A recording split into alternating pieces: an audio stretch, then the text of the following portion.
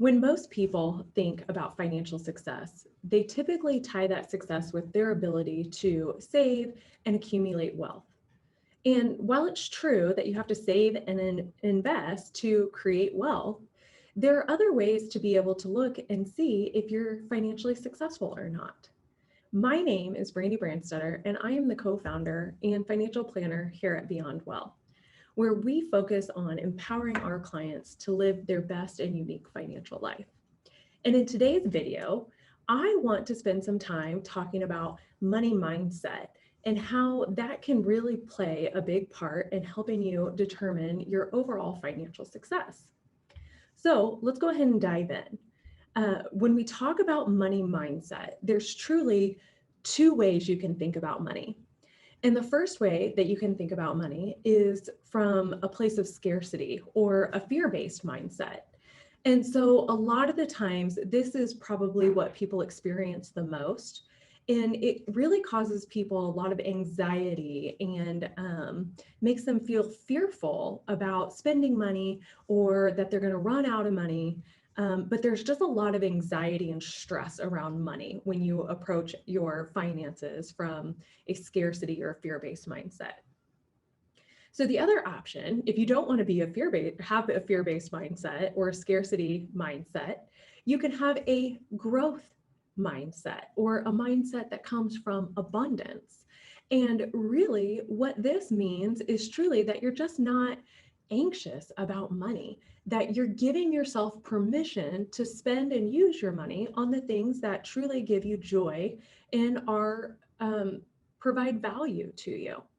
And so there's a whole nother set of folks outside of the mindset that are just naive about money, but that's a different topic for a different day.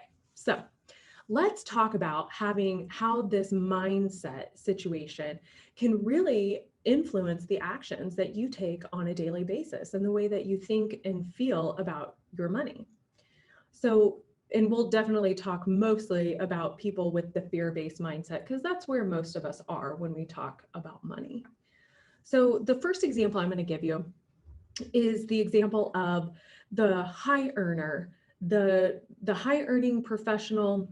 They made a lot of money and they did really, really good about constantly accumulating wealth, and they were saving big chunks of their income every year and lived a very frugal lifestyle. So that way, later on, at some point in the future, they would be able to live this fabulous lifestyle in retirement and have all the things that they wanted in their life, even if maybe they sacrifice some of that today so they could have it in the future.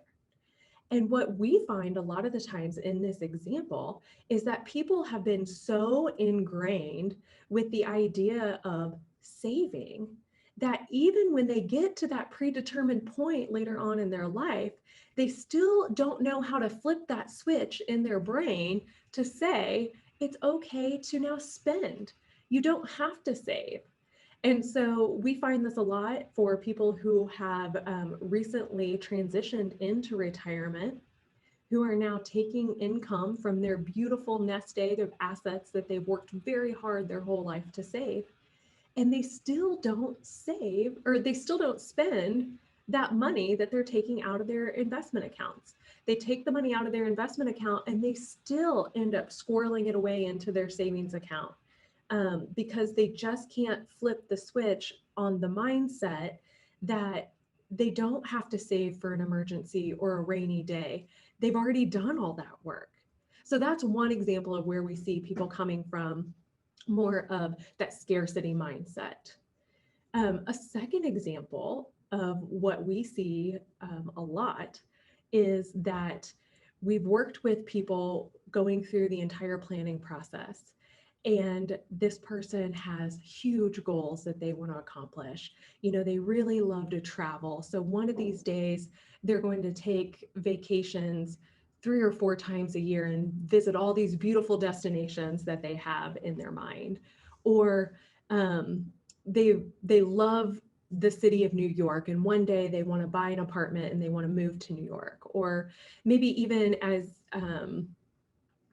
as minimal as like a home upgrade project that they want to do, that they've thought about, and they would really get a lot of joy from that. We find that a lot of the times when you have that scarcity mindset, even though they've done all the work of making those goals happen, they still just can't pull the trigger, and they never take the vacation, and they never do that kitchen remodel, even though they have the cash there and available to do it. It's because they're constantly afraid that the second they use their money for something that's going to bring them joy, that something bad is going to happen, or that they are immediately going to run out of money, even though we've ran the calculations many a times to show them that that's not typically the case. But those are the two things that we see most prominent with people as they're operating from a place of a scarcity or fear-based mindset. And so there's a few exercises that you can do to kind of help change your mindset about money. And one of my favorite exercises to go through with people is reassessing your goals. Or if you don't like to use the word goals, we can look at a value-based spending exercise. And so this is a fun exercise to do where we basically help you identify the top 5 things that you value the most. And these can be things like, for example, I'm looking at my list here, but achievement, home, growth, generosity, fun, service, risk-taking. These are all things that you value, or core values that are true to you, regardless of money or not. And so once we've been able to identify those things that you value as an individual, now we can go back and look and see if the things that you really should be spending your money on are going to resonate with you, because they're things that you truly hold valuable to yourself.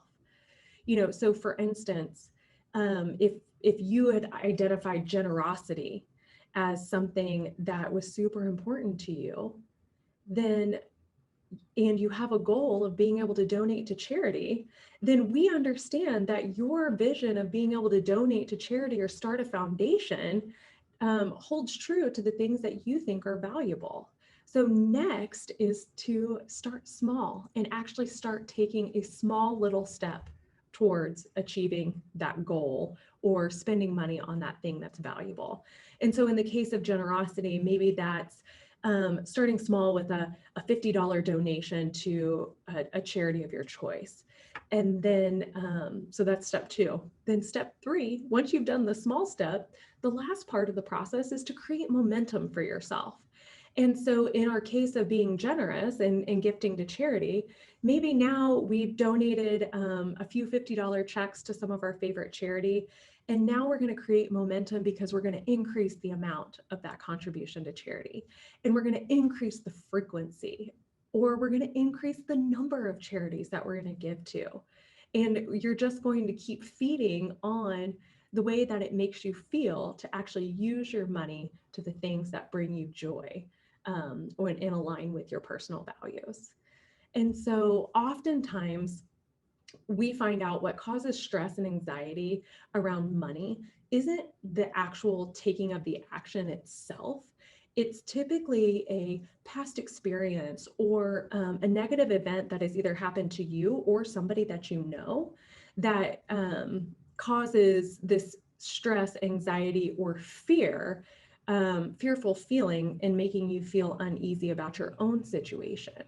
So if you find yourself in this place, I suggest reaching out to an objective third party that can really help you identify the root of what is causing that fear and anxiety, and hopefully be able to show you that path to where you can make it okay for yourself. So at Beyond Wealth, we are numbers geeks, and that's what we do. We love to crunch the numbers and show you the quantitative proof to help you understand that your plan will work out.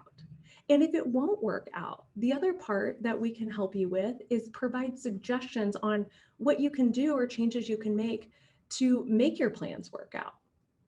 Another thing that we can help you with is we can coach you along the way and hold you accountable to make sure to help you start aligning your actions with the kinds of outcomes that you really want to achieve and the things that you think are very valuable to you. So please don't hesitate to reach out if you're having some of these feelings about fear and anxiety around money. And we are more than happy to be here to help you.